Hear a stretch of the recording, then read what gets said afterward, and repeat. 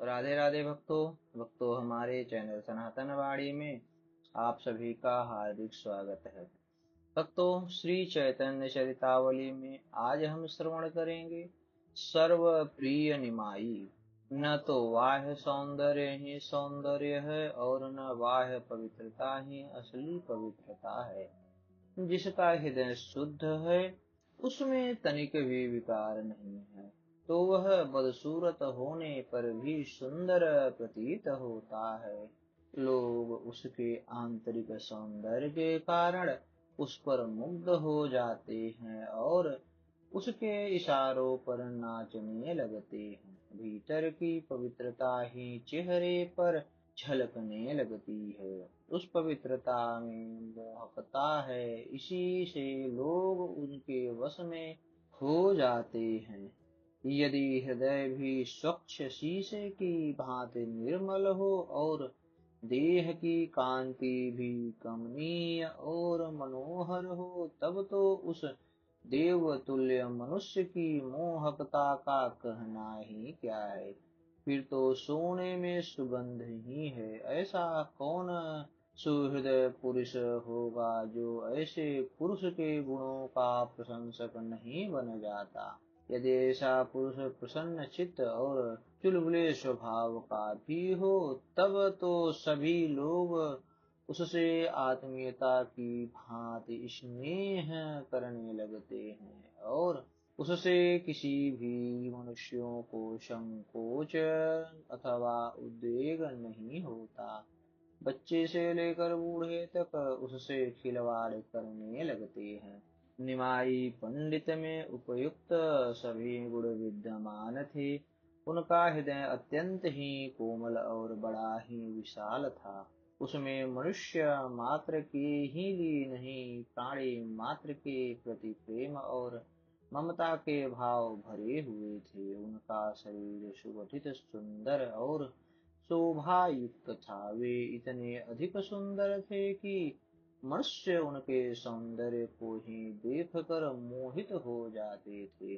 चेहरे पर कभी सिकुड़न ही नहीं पड़ती थी। हर समय हंसते ही रहते थे और साथियों को भी अपनी विनोदपूर्ण बातों से सदा हंसाते रहते थे।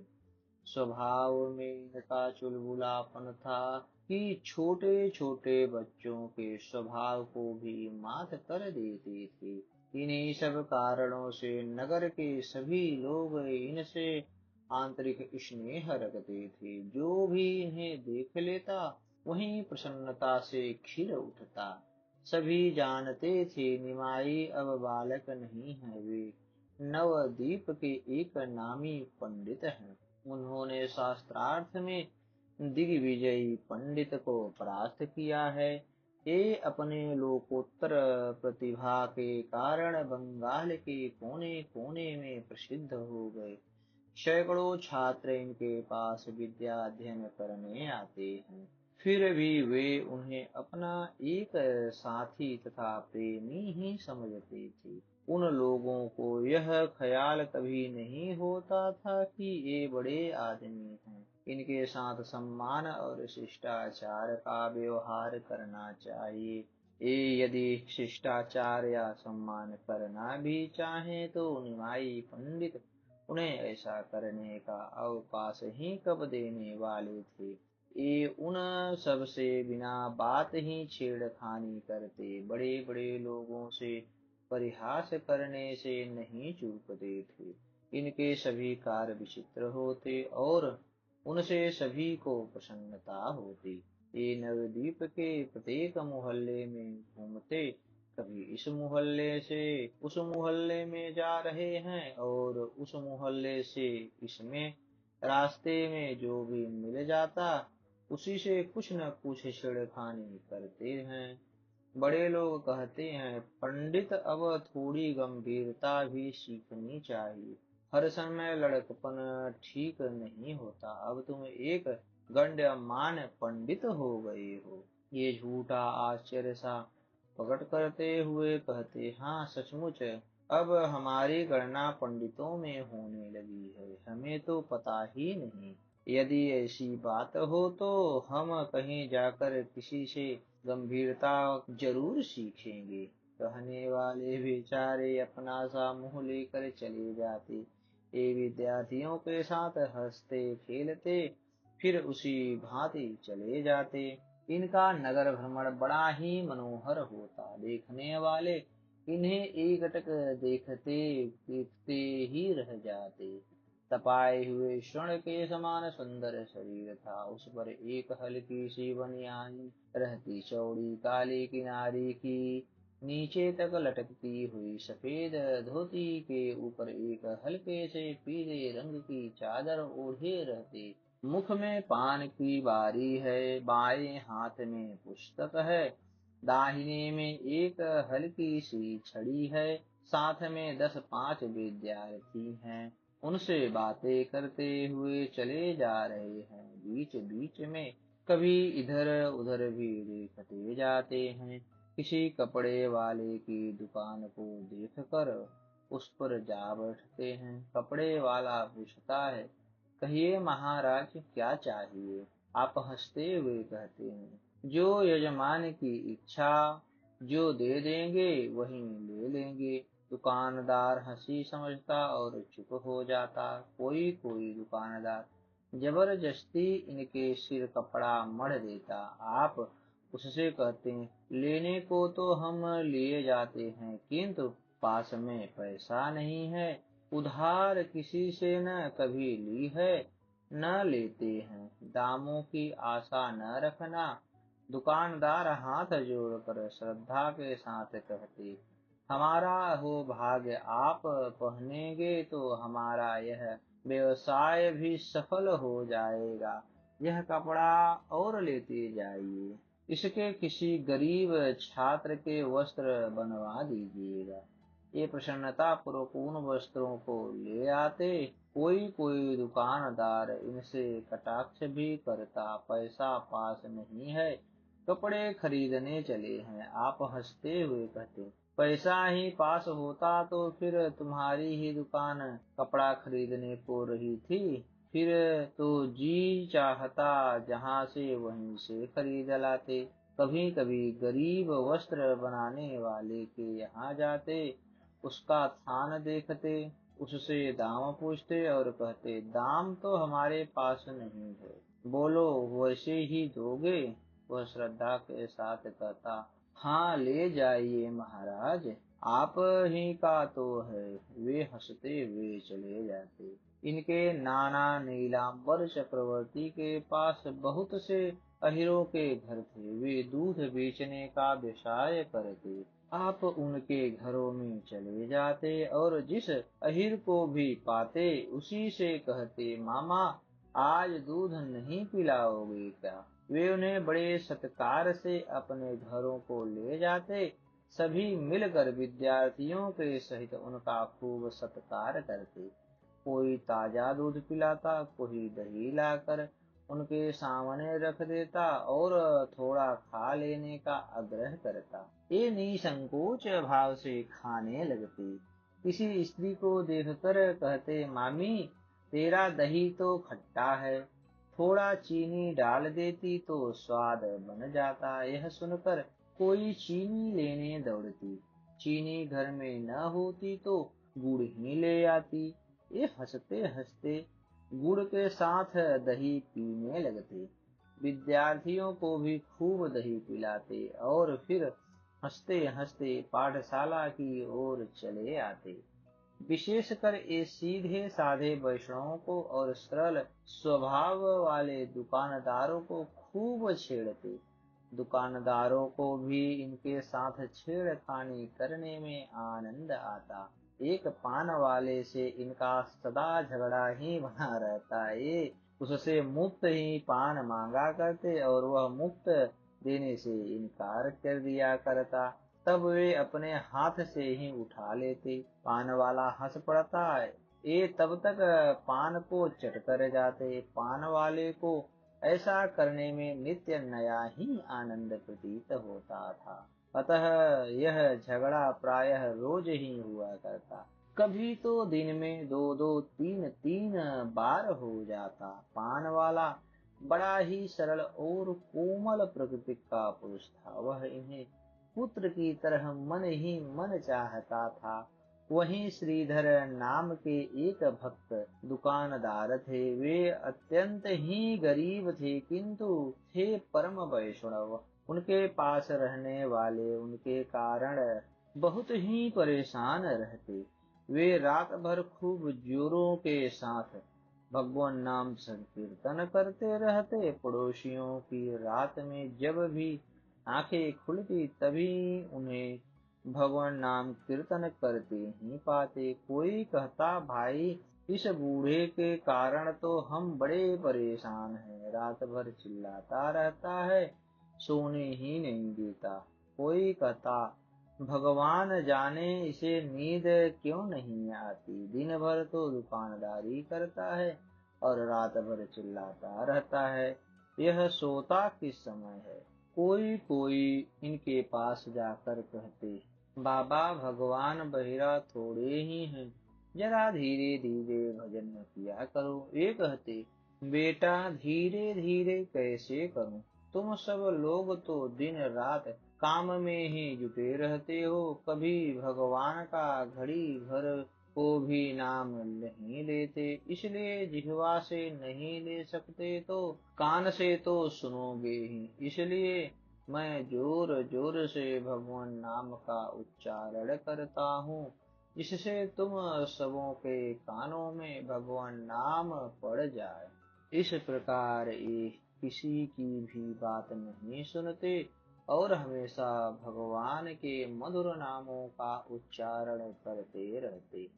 एक केले के पत्ते और केले के भीतर के कोमल कोमल कपोलों को बेचा करते। बंगाल में कोमल पत्ते का साग बनाया जाता है। निमाई इनसे रोज ही आकर छेड़खानी किया करते। इनके खोल को उठा लेते और कहते, पैसे के कितने खोल दोगे। वे कहते, 4 देंगे। तब आप कहते, अजी 8 दो। सब जगह 8 8 तो बिक ही रहे हैं। श्रीधर कहते, पंडित यह रोज रोज की छेड़खानी अच्छी नहीं होती। जहाँ 8 बिक रहे हो वहीं से जाकर ले आओ। हमने तो 4 ही बेचे हैं, 4 ही देंगे। तुम्हारी राजी पड़े ले जाओ, न राजी हो मत ले जाओ। झगड़ा करने से क्या फायदा। आप कहते, हमें तो तुम्हारे ही खोल बहुत प्रिय लगते हैं, तुम ही से लेंगे और 8 ही लेंगे। श्रीधर कहते, देखो तुम सब सयाने हुए, ये बातें अच्छी नहीं होती। तुम्हें 8 दे देंगे तो फिर सभी 8 ही मांगेंगे। यदि ऐसे ही बात है तो हम तुम्हें बिना ही मूल्य खोल दिया करेंगे। निमाई हंसते हुए कहते, वाह, फिर कहना ही क्या है। नेकी और पूछ पूछ कर मीठा और भर कठौता, बस यही तो हमें चाहिए। फिर कहते, हमारी पूजा नहीं करते, माला हमें भी दिया करो। श्रीधर कहते, माला तो मैं देवता के ही लिए लाता हूँ, गंगा जी के लिए पुष्प लाता हूँ, तुम्हें पुष्प माला कैसे दूं। आप कहते, सबसे बड़े देवता तो हम ही हैं, हमसे बढ़कर देवता और कौन हो सकता है। गंगा जी तो हमारे चरणों का धोवन है। यह सुनकर श्रीधर कानों पर हाथ रख लेते और दांतों से जीभ काटते हुए कहते, हाय पंडित, पढ़े लिखे होकर ऐसी बातें कहते हो। ऐसी बात के कहने से पाप होता है। तुम ब्राह्मण के कुमार होकर ऐसी पाप की बातें अपने मुंह से निकालते हो। कालांतर में यही श्रीधर महाप्रभु गौरांग के अनन्य भक्त हुए और इन्होंने अंत में उन्हें ईश्वर करके माना और अपने इन वाक्यों के लिए बहुत ही पश्चाताप प्रकट किया। प्रभु इनसे अत्यंत ही स्नेह रखते थे। गौर भक्तों में श्रीधर का खोल बहुत ही प्रसिद्ध था। गौर को श्रीधर के खोल के बिना सभी व्यंजन रुचिकर ही नहीं होते थे। एक दिन एक घर की ओर जा रहे थे। रास्ते में पंडित श्रीवास जी मिले। श्रीवास पंडित अद्वैताचार्य के साथी और स्नेही थे। पंडित जगन्नाथ मिश्र के ये अभिन्न मित्र थे। इनकी पत्नी मालती देवी और ये निमाई को सगे पुत्र की भांति प्यार करते थे। ये भी इन दोनों में माता पिता के समान श्रद्धा रखते थे। श्रीवास पंडित को देखकर इन्होंने उन्हें प्रणाम किया। पंडित जी ने इन्हें आशीर्वाद दिया और बड़े ही प्रेम के साथ बोले, निमाई देखो, अब तुम बालक नहीं हो। यह बाल चापल्य तुम्हें शोभा नहीं देता। इस तरह से उच्छृंखलता का जीवन बिताना ठीक नहीं। कुछ भक्ति भाव भी सीखना चाहिए। तुम्हारे पिता तो परम वैष्णव थे। इन्होंने सरलता से कहा, अभी थोड़े दिन और इसी तरह मौज कर लेने दो, फिर इकट्ठे ही वैष्णव बनेंगे। और ऐसे वैष्णव बनेंगे कि वैष्णव की तो बात ही क्या, साक्षात विष्णु भी हमारे पास आया करेंगे। इनकी बात सुनकर इन्होंने कहा, आगे और कब होगे, अभी से कुछ भक्ति भाव करना चाहिए। किसी देवी देवता में श्रद्धा रखते हो? इन्होंने कहा, किस देवता में श्रद्धा रखें, आप ही कृपा करके बताइए। श्रीवास पंडित ने कहा, जिसमें तुम्हारी श्रद्धा हो। देव पूजा करनी चाहिए और भगवान नाम का यथाशक्ति जप करना चाहिए। निमाई जानते थे कि वैष्णव सोहम और अहम ब्रह्मास्मि इन वाक्यों से चिढ़ते हैं, इसलिए श्रीवास पंडित को चिढ़ाने के लिए कहते, सोहम अहम ब्रह्मास्मि, हमारी तो इन्हीं महावाक्यों पर श्रद्धा है। जब हम ही ब्रह्म हैं तब पूजा किसकी करें और जप किसके नाम का करें, आप ही बताइए। यह सुनकर श्रीवास पंडित ने कानों पर हाथ रख लिया और बोले, वैष्णव के पुत्र को ऐसी बात मुख से नहीं करनी चाहिए। तुम तो लड़कपन किया करते हो। इतना सुनकर एक कहते हुए घर की ओर चले गए कि अच्छा, किसी दिन देख लेना हम कैसे वैष्णव बनते हैं, तब तुम हमारे पीछे ही पीछे लगे डोलोगे। इन्होंने यह बातें हंसी में कही थी, किंतु श्रीवास पंडित को इन बातों से कुछ आशा सी हुई। वे सोचने लगे, यदि निमाई जैसे पंडित मेधावी और सर्व प्रिय पुरुष वैष्णव बन जाएं तो वैष्णव धर्म का देश भर में झंडा फहराने लगे, अनाथ वैष्णव भक्त सनाथ हो जाएं। वे यही सोचते विचारते गंगा जी की ओर चले गए। कालांतर में श्रीवास पंडित के विचार सत्य ही हो गए। वैष्णव धर्म की विजय दुंदुभि से संपूर्ण देश गूंजने लग गया और भक्ति भगीरथी की एक ऐसी भारी बाढ़ आई जिसके कारण सभी विषमता दूर होकर चारों ओर समता का साम्राज्य स्थापित हो गया। अस्तु भक्तों, हमारी यह कथा आपको कैसी लगी, कृपया कमेंट कर हमें अपना सुझाव दें और हमारे चैनल को ज्यादा से ज्यादा सब्सक्राइब करें। धन्यवाद भक्तों।